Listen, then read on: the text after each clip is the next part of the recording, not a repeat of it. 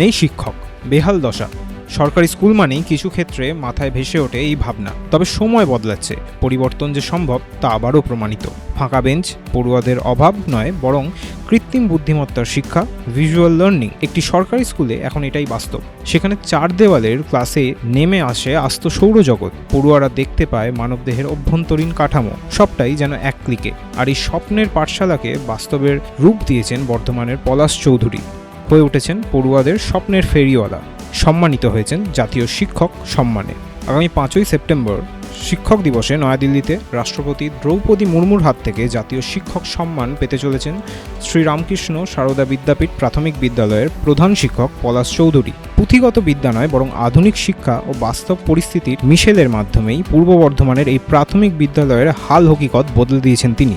Augmented reality থেকে কৃত্রিম বুদ্ধিমত্তা, রয়েছে ভিজুয়াল লার্নিংয়ের ব্যবস্থাও, সবটাই ঠাঁই পেয়েছে তার ক্লাসরুমে। পাঠ্য বইয়ের মধ্যে কঠিন কঠিন শব্দে বর্ণিত বিষয়গুলিকে একেবারে জলের মতো স্বচ্ছ করে তুলেছেন তিনি, করে তুলেছেন জীবন্ত। বদলে দিয়েছেন পড়ুয়া শিক্ষকদের উপস্থিতির খাতাও। কাগজ কলম বা মোটা ডায়েরি নয়, চালু করেছেন ডিজিটাল অ্যাটেন্ডেন্স সিস্টেম। এই মর্মে তৈরি করেছেন স্কুলের নিজস্ব অ্যাপও। এই অ্যাপের মাধ্যমে পড়ুয়া ও শিক্ষক শিক্ষিকাদের উপস্থিতি, প্রতিদিনের পড়াশোনা, মার্কশিট থেকে শুরু করে ছুটির আবেদন সবকিছুই পরিচালিত হয় ডিজিটাল মাধ্যমে, যা আবার দেখতে পান অভিভাবকরাও। শুধু তাই নয়, পড়ুয়াদের মধ্যে মিলেমিশে থাকার প্রবণতা বাড়াতে চালু করেছেন ব্রেকফাস্ট প্রকল্প। আমাদের স্কুলে এমন কিছু জিনিস রয়েছে যেগুলো একদম আমাদেরই ইউনিক এবং নিজস্ব।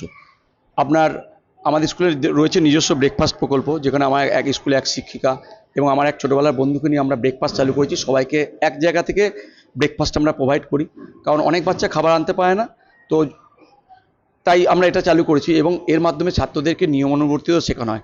আমাদের ব্রেকফাস্ট দেয় বাচ্চারা নিজেরাই, তাহলে ছোটো থেকে তাদের শেয়ারিং করার মানসিকতা গড়ে উঠছে, নিজেদের মধ্যে কোঅপারেশন, লিডারশিপ কোয়ালিটি আমরা গড়ে তুলছি এর মাধ্যমে। প্রত্যেক 5-এর বাচ্চা 4-কে দেয়, 4-এর বাচ্চা 3-কে দেয়।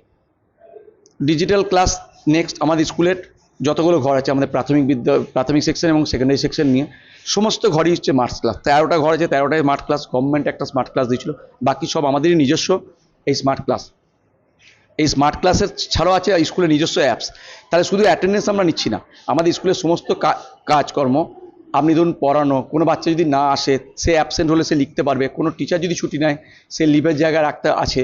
এমনকি ইভ্যালুয়েশন সিস্টেম, গার্জেনকে এসে আপনাকে এখানে মার্কশিট নিয়ে যেতে হবে না, অটোমেটিক চলে যাবে অ্যাপসের মাধ্যমে। প্রতিদিনকার পড়া আমরা আপলোড করে দিচ্ছি এই অ্যাপসের মাধ্যমে। এটা একটা ভালো একটা উদ্যোগ। তবে পলাশবাবুর এই আধুনিক শিক্ষা যে স্কুলের পড়ুয়াদের মধ্যে সীমিত থেকেছে এমন নয়, তা স্কুলের 4 দেওয়ালের বাইরে পৌঁছে গিয়েছে প্রত্যেক পড়ুয়ার ঘরে ঘরেও। মায়েদের সচেতন করতে স্কুলে চালু রয়েছে বিশেষ সাঁঝের আলো কর্মসূচি। সেখানে এটিএম ব্যবহার, স্বাস্থ্যবিধি, আপৎকালীন সিপিআর দেওয়ার পাশাপাশি স্মার্টফোনকে শিক্ষার কাজে লাগানোর প্রশিক্ষণ দেওয়া হয়। মায়েদের ফোনে ইনস্টল করে দেওয়া হয়েছে 3টি বিশেষ এআই অ্যাপ, যাতে গৃহশিক্ষক না থাকলেও বইয়ের ছবি স্ক্যান করে মা নিজেই তার সন্তানকে পড়া বুঝিয়ে দিতে পারেন। এছাড়াও পড়ুয়া ও স্থানীয়দের জন্য খোলা থাকে বিশেষ রাইটিং ক্লাব। আমরা স্কুলের পক্ষে সবাই খুব খুশি। আসলে এই জাতীয় শিক্ষাটা কিন্তু একদিনের পরিশ্রম নয়, ওনার দীর্ঘ পরিশ্রমের ফল। স্কুলে তো শুধুমাত্র পড়াশোনাকে পুঁথিগত বিদ্যায় উনি আটকে রাখেননি, তার বাইরে উনি কম্পিউটারে শিক্ষা দেওয়া, তারপরে নানা রকম quiz competition, spelling bee competition, drawing competition, quiz competition, dance competition, এরকমভাবে সব কিছুতে বাচ্চাদেরকে একটা প্ল্যাটফর্ম করে দিয়েছেন। সরকারি স্কুলের বাচ্চারা যেন এখান থেকে বেরিয়ে ভয় না পায়, উচ্চ বিদ্যালয়ে গিয়ে যেন তারা অত বাচ্চার মাঝে হারিয়ে না পারে, নিজের যেন পরিচয় তৈরি করতে পারে, সেই জন্য বাচ্চাকে এই প্রাথমিক স্কুল থেকেই উনি তৈরি করে দিচ্ছেন। এমনকি বড় হয়ে পড়াশোনা শেষ করার পর তারা চাকরির পরীক্ষায় কিভাবে ইন্টারভিউ দেবেন তার জন্যও কিন্তু উনি এখন থেকেই বাচ্চাদের তৈরি করে দিচ্ছেন। পড়াশোনার পাশাপাশি তিনি বাকি অনেক কিছুতে একটা প্রাইমারি স্কুলকে তুলে ধরেছেন, তার বাচ্চাদের তৈরি করছেন। সেই জন্য এই পুরস্কার কিন্তু ওনার প্রাপ্যই ছিল। ভালো লাগছে, কম বয়সে পাচ্ছি বলে একটু ভালো লাগছে। তাহলে আরও একটু কাজ করার মানসিকতা গড়ে উঠবে। আমি পাচ্ছি, শুধু আমার লক্ষ্য শুধু আমার স্কুলে এটা ছড়ানো নয়, টেকনোলজি বা অন্য যে কোনো আমার কাজ হচ্ছে অন্য জায়গায় ছড়ানো, স্কুলকে ছড়ানো।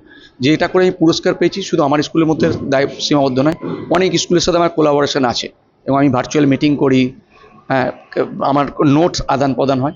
তো এই জন্য হয়তো পুরস্কারটা আরও হচ্ছে, আমার লক্ষ্য আরও বেশি করে ছড়ানো আমার জিনিসটা।